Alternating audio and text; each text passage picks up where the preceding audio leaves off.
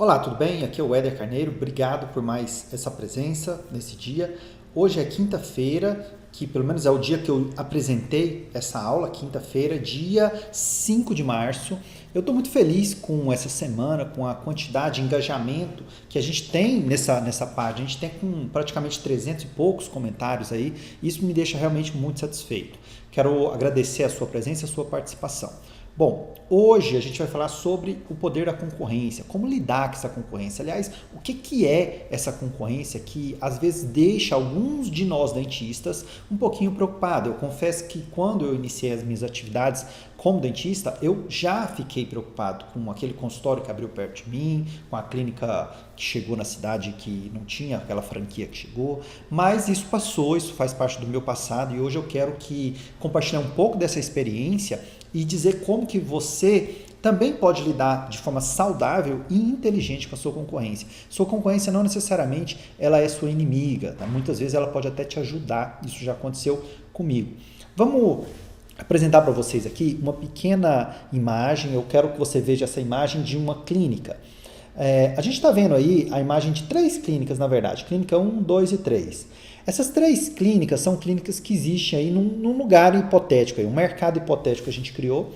E essas 3 clínicas elas oferecem clínica geral, ortodontia e implantes. Clínica 1 oferece isso, clínica 2 oferece isso, clínica 3 também oferece isso.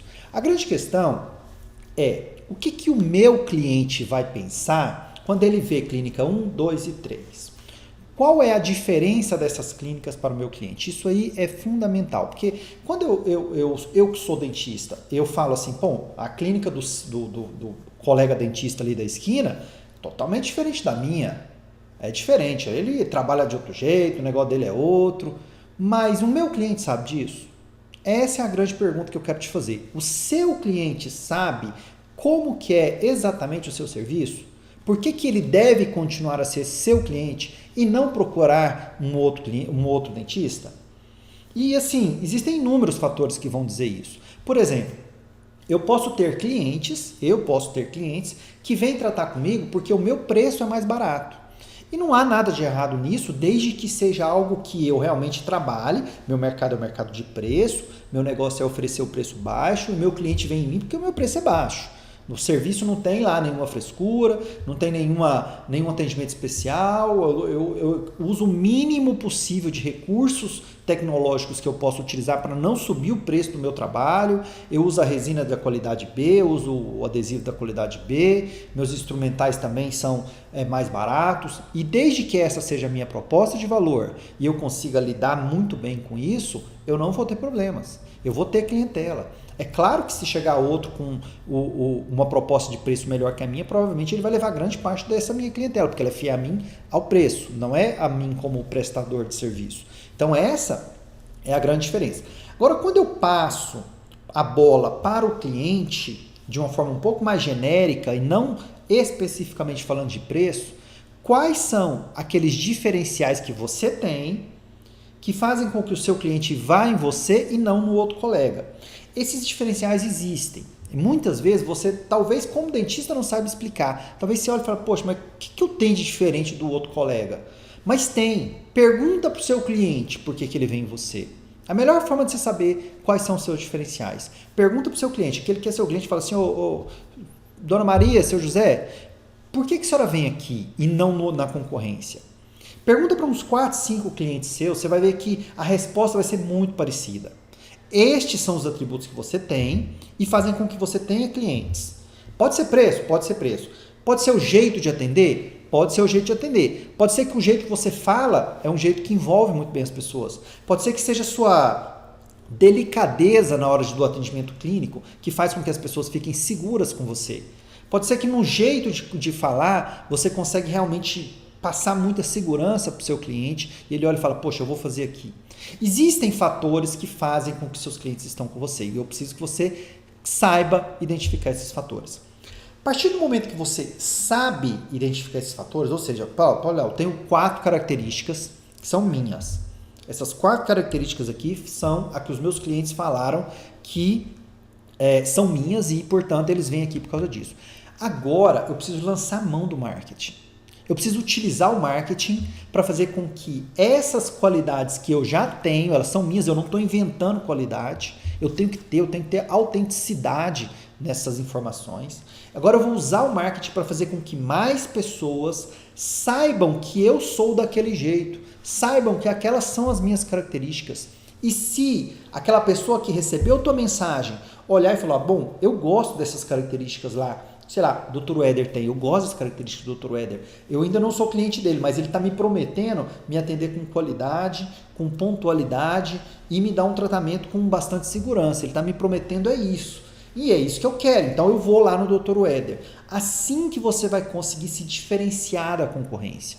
Porque se o seu cliente, veja bem, se o seu cliente não consegue perceber a diferença entre você e o colega dentista, a decisão dele vai ser muito fortemente influenciada pelo preço entre você e o seu colega dentista.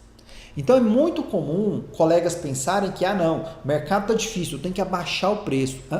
Você só abaixa o preço quando você não consegue ter nenhum diferencial no mercado. E aí, obviamente, eu vou comprar do mais barato, porque eu não sou bobo. Eu vou comprar daquele mais barato. Se é tudo igual, se eu tiver uma ideia hipotética aqui, ó, que todas as marcas de creme dental são exatamente iguais, não tem diferença nenhuma. Todas as marcas de creme dental são iguais. Você compraria a marca mais cara? Não, você vai comprar a mais barata. Por que você vai comprar mais barata? Porque é igual. Agora, o que faz você ter a percepção de que uma dada marca de creme dental é diferente de uma marca B de creme dental? A publicidade que é feita em cima daquela marca. Então ela tem que ser, ou seja, primeiro, ela tem que ter autenticidade. Se, por exemplo, se a gente pegar a Sensodyne, que promete lá redução da sensibilidade dental, ela tem que ter aquilo dentro do produto dela. Faz sentido, tem que ter. Agora, depois que tem, as pessoas não vão adivinhar que aquele creme dental ele diminui sensibilidade. Eu preciso ter a propaganda que vai fazer com que as pessoas saibam disso. Aí quando a pessoa olha e fala, entendi, Sensodyne é para dentes sensíveis. A outra lá, Colgate Comum, Total 12, sei lá, qualquer uma dessas marcas que você conhece, é para casos comuns. E aí eu começo a diferenciar. E se eu começo a diferenciar, se eu tenho sensibilidade dental, eu vou comprar Sensodyne. Se eu não tenho sensibilidade dental, eu vou comprar Colgate. E é assim que as pessoas escolhem os seus fornecedores também, aqueles que vão prestar serviços para ele. Então você, como dentista, precisa aprender a fazer isso. Agora, existe um mecanismo que eu vou apresentar para você agora, eu vou passar aqui a imagem, um mecanismo muito interessante, esse que você está vendo agora aí, esse quadro coloridinho aí, ele é um quadro, não é um quadro à toa, é um quadro muito importante. Esse quadro foi criado por um professor da Universidade de Harvard, o Michael Porter. Michael Porter, ele é professor da Universidade de Harvard e ele tem um treinamento na área de gestão, na área de mercados, que realmente é o melhor, é um dos melhores treinamentos que eu já vi, que eu já conheci. É simplesmente fantástico. E uma das coisas que o Michael Porter criou foi esse quadro que você está vendo aí, que é chamado de estratégias genéricas de Porter. São as estratégias genéricas de Porter. Antes de Porter lançar esse quadro, existem outros modelos também, mas antes disso as pessoas seguiam lá suas estratégias sem um critério muito definido. E o Michael Porter ele fez um estudo grandioso no mundo inteiro de como as empresas se comportavam, como elas ofertavam seus serviços, e aí ela começou a esquematizar isso para ficar mais fácil para pessoas como eu e você, pessoas comuns que vão precisar deste conhecimento para fazer com que a vida profissional fique um pouco mais fácil, previsível e tranquila. Então, se a gente olhar o quadro, eu quero que você olhe o quadro agora, o que ele coloca aí, ó? Existem 3 quesitos que eu quero que você preste muita atenção nele. É diferenciação, liderança em custo e foco. São 3 mercados que eu e você podemos atuar. Isso aí significa o seguinte, se eu pegar, por exemplo, liderança em custo, quer dizer que toda a minha estratégia do meu consultório, tudo que eu faço na minha clínica, no meu consultório, não pode ser um consultório com uma pessoa, com 10 dentistas, não importa. Tudo objetiva ter redução de custo. E quando a gente fala em redução de custo, eu não estou falando necessariamente usar produtos mais baratos.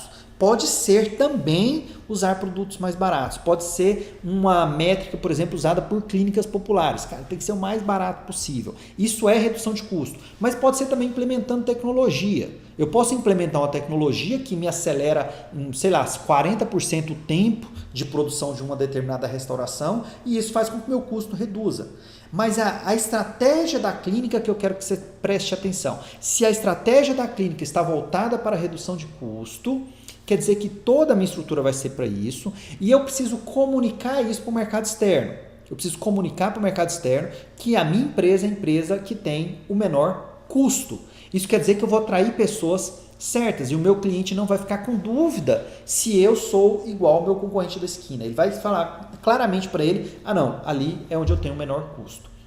Eu tenho uma segunda estratégia que é a estratégia de diferenciação. A estratégia de diferenciação, por exemplo, é a que eu vivo e a que a grande parte dos dentistas vivem também, ou pelo menos gostam de viver, mas muito poucas pessoas, pouquíssimas pessoas sabem comunicar e se comportar dentro desse mercado.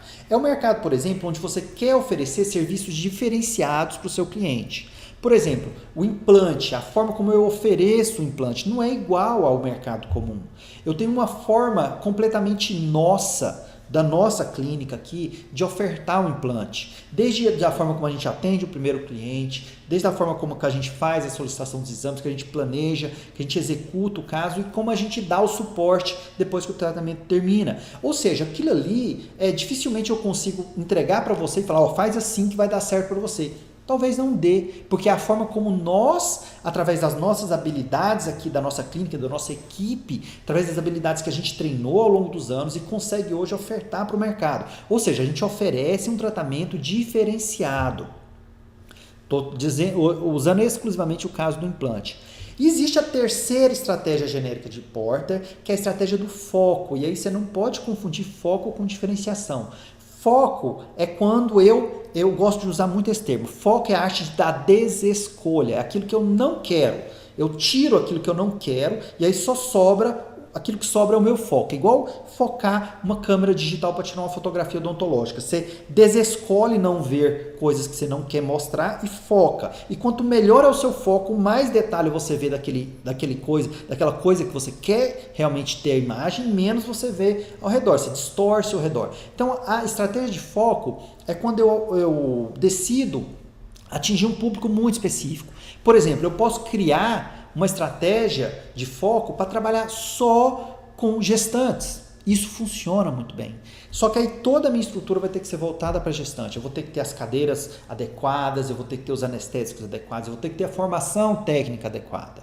Eu vou ter que ter a minha equipe de suporte, minhas secretárias, toda a minha equipe, outros colegas dentistas que estão preparados para lidar com aquela gestante, tanto de forma psicológica quanto da forma biológica. Então tem que ser os dois aspectos, tem que ser realmente incluídos. E aí eu tenho um foco agora. Meu negócio é atender a gestante. Aí você pode falar assim, Éder, atender pediatria é a mesma coisa? Não necessariamente. Eu posso ter um foco dentro da pediatria. Por exemplo, eu posso ter um consultório voltado para bebês acho que até 3 anos, até formar a primeira dentição. Ou então posso até subnichar isso. Falar assim, não, eu só atendo bebê até 6 meses. É claro que isso não dá para acontecer numa cidade pequena, porque obviamente eu tenho que ter público, eu tenho que ter bebê. Agora, numa cidade grande, eu consigo ter bebês suficientes para dar suporte para eles. Você pode falar, mas Éder, que tipo de atendimento o bebê precisa? Bom, se você é odontopediatra, você sabe que precisa. E você sabe que existem serviços e que esses serviços podem ser cobrados muito caros. Porque, por exemplo, pais que têm condição financeira para pagar tratamentos para os seus filhos, eles não se importam em pagar. Muitas vezes o pai, ele abre mão de si para os filhos, pelo menos isso é o comum. A maioria das pessoas fazem isso. Então dá para você trabalhar em super nichos como esse, focado e ter muito resultado com isso. Agora, obviamente, eu preciso cumprir aquela máxima que eu falei. Eu tenho que usar o marketing ao meu favor. Eu tenho que ser primeiro, eu tenho que ser aquele especialista da criança que nasceu até 6 meses. Agora, eu tenho que comunicar aquilo para o mercado externo e falar, mercado externo, eu sou a pessoa que atende bebês recém-nascidos até 6 meses. Eu dou cuidado, sou um especialista nisso. Da mesma forma que eu posso ser um especialista em gestantes, da mesma forma como eu posso ser um exemplo que eu adoro. Eu tenho um aluno assim no meu curso, ele é um especialista em estética, mas não só especialista em estética, ele nichou, o foco dele é, eu pego o paciente, protocolo fotográfico, DSD em todo mundo, planejamento virtual em todo mundo, e assim que ele faz o caso dele, ele não faz casos de outra forma. O que ele está fazendo? Ele está desescolhendo não fazer de outras formas. Ele não está falando que DSD é a solução do mundo. Ele não está falando que DSD é melhor que os outros métodos. De jeito nenhum. Ele só está falando, eu atuo assim. Então, obviamente, ele atende muitos modelos, ele atende pessoas de influência da região dele, ele não é um dentista, ele não é de São Paulo, Rio, ele é de uma cidade do interior de São Paulo, uma cidade que tem, acho que 400 mil habitantes, bem no interior, São José do Rio Preto, tá? Então não é uma cidade que você vai ter grandes modelos, mas mesmo assim, as modelos de lá, as pessoas daquela região, os artistas e o público da classe mais alta daquela cidade, aquele público que gosta de uma vida social mais ativa, que acha importante aparecer nesses eventos, é o público que ele atende. E isso dá muito certo. Ele está certíssimo em fazer isso. Ele não está falando que o outro público é ruim. Ele está simplesmente usando a estratégia que Michael Porter, lá na década de 80, falou, que é a estratégia de nichos. Então, o que ele faz hoje? Ele, além de ser, obviamente ele se treinou, a equipe dele está capacitada, agora ele mostra para o mercado que ele é assim, ele faz a propaganda dele, usa o marketing para dizer que ele é o que ele realmente é. Por isso dá tão certo. Se eu usasse o marketing, propaganda, Facebook, Google, o que eu quisesse, TV, para falar algo que eu não sou, eu posso até atrair alguns clientes, eu posso atrair, porque funciona, mas eu não vou ter sustentabilidade nisso. Por isso que Imbra quebrou, por isso que grandes empresas que investem muito quebram, porque às vezes eu invisto na publicidade para falar que eu sou uma coisa, mas lá dentro eu não sou. No íntimo eu não sou, eu não consigo ofertar aquilo que eu estou falando para o mercado que eu oferto, e aí provavelmente eu vou quebrar, ou então eu vou dar muito mal no meu mercado. Agora, quando a gente fala em termos de concorrência, a gente precisa deixar isso muito claro, tem que deixar isso muito claro para você. O seu cliente ele vai te escolher pelas suas características, e aí você precisa fazer, primeiro, se reconhecer, se adestrar, você precisa potencializar as suas boas características. Às vezes você olha e fala, poxa, a minha característica está faltando algo importante para mim. Está faltando talvez refinar uma técnica odontológica. Eu preciso aprender uma técnica específica para melhorar o meu trabalho. Vai lá e aprende a técnica. Aprendeu a técnica, sabe como fazer? Sei como fazer. Agora faz a publicidade disso, usa o marketing a seu favor. Fala para as pessoas, olha, eu sou o cara que sabe fazer isso. E aí as pessoas vão olhar e falar, entendi, então eu vou lá, porque eu vou comprar aquilo que eu quero comprar. Agora, quando eu não sei a diferença dos meus fornecedores, dos dentistas, então eu não sei qual que é a diferença de um para o outro, a minha tendência é escolher pelo preço. Por isso que eu falei que o mercado que eu tô, vou voltar, falei que eu estou no mercado da diferenciação. Ou seja, eu não sou o cara do DSD, eu não sou o cara que oferece o tratamento da gestante, eu não sou um super nicho, mas eu tenho características de diferenciação na minha clínica e eu estou muito bem por aí. Agora, se o meu cliente não consegue reconhecer a minha diferenciação, ele vai procurar o preço. E aí uma coisa interessante que eu falei, a maioria dos dentistas está trabalhando no mercado da diferenciação, que é o mercado que eu também atuo. Ou seja, as pessoas estão buscando formas de ofertar o seu serviço, de ofertar o seu trabalho, de uma forma a atender melhor o cliente dele, seja pela qualidade, seja pelo bom atendimento, seja pelo jeito de comunicar. Eles estão buscando isso, eu percebo isso. Só que muitas vezes essa busca não consegue ser repassada para os olhos do cliente. O cliente não consegue perceber isso. E aí, se ele não consegue perceber, ele não vai valorizar. Faz sentido que se eu não consigo ver as características, eu não consigo sentir as características de diferenciação que um dado produto me oferece, eu simplesmente olho para aquele produto e falo, é um produto comum, como o outro lá é comum também, então eu vou comprar o mais barato, e é assim que funciona. Eu vou trazer uma última informação aqui para você. Me acompanha nesse último quadro, que eu quero que você olhe ele aí. Esse quadro é muito utilizado, tá? Na verdade, quando a gente estava na faculdade, todos nós estávamos na faculdade, a gente aprendeu que a gente é prestador de serviço. Todo mundo aprendeu isso. Aí você conversa com as pessoas, não, dentista é prestador de serviço. E isso me incomodava. Eu falei, cara, de onde que veio? Quem que falou que eu sou um prestador de serviço? Porque, na verdade, eu nunca concordei exatamente com essa ideia de prestação de serviço. E aí eu achei, eu trouxe aqui um trabalho de 2013, né? Mas não é só esse trabalho não. Na verdade, eu não me lembro agora o nome do autor que definiu o que é bens e serviços e características dele, mas eu sei que é da década de 1920. Então, ou seja, tem muito tempo atrás. Naquela época, os serviços e os produtos, eles eram muito diferentes do que a gente tem hoje. Então, para a gente ter uma ideia, as características dos bens, essa que está aí para você. Bem é tangível, ou seja, eu posso pegar no bem, e serviço é intangível, ou seja, eu só sinto, eu não consigo pegar. O bem é padronizado e o serviço é heterogêneo, ou seja, a padronização do bem quer dizer que todos são iguais. Por exemplo, um carro. Carro é carro, meu. Você pode até falar assim, não, mas eu consigo personalizar o meu carro. Não, você não consegue. Você consegue personalizar 6 itens do seu carro, de um carro que tem 40 mil itens. 40 mil itens. Você consegue personalizar 6. Então não é personalizado. É um bem normal, tá? É um produto padronizado.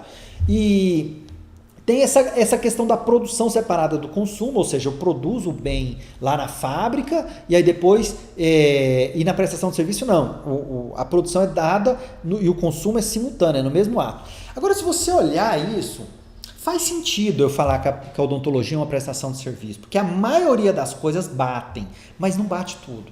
Se eu olhar, por exemplo, implante é um bem?